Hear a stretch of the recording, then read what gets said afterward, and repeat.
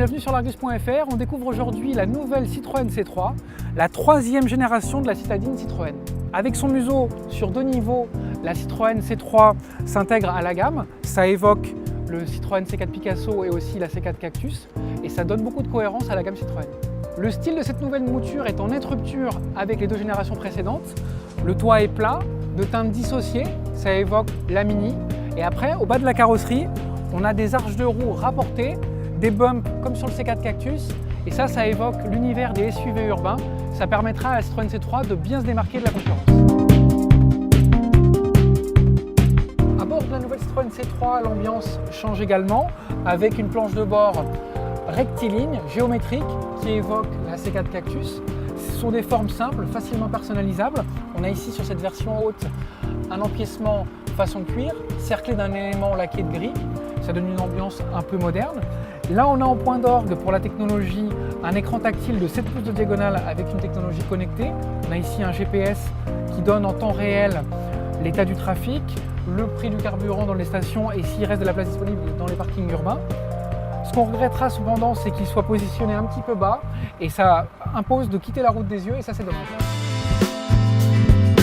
Au niveau des contreportes, la C3 s'inspire une nouvelle fois de la C4 Cactus. On a des grands bacs de rangement. On a aussi des rangements au pied de la console centrale, ici, une très grande boîte à gants, et puis également entre les sièges. Donc cette C3, elle est pratique à vivre, elle est polyvalente, et en même temps, elle mise aussi beaucoup sur le confort, puisqu'on a des sièges avec une mousse plutôt souple, un accoudoir uniquement pour le conducteur, mais la réputation de confort Citroën n'est pas usurpée. Avec son empattement majoré de 7 cm et ses sièges avant au dossier aminci, la nouvelle Citroën C3 offre plus d'espace au niveau des jambes.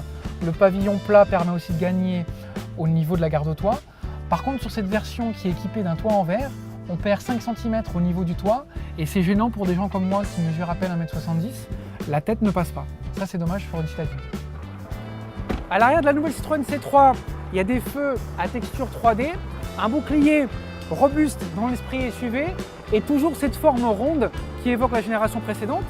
Au niveau du volume de coffre, il n'y a pas de surprise, c'est toujours un volume de 300 litres, une référence sur le segment.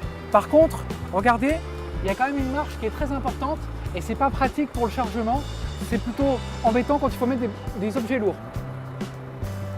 La nouvelle C3 sera disponible à la vente au mois de novembre à partir de 13 500 €, c'est une estimation en entrée de gamme. À bientôt sur l'Argus.fr.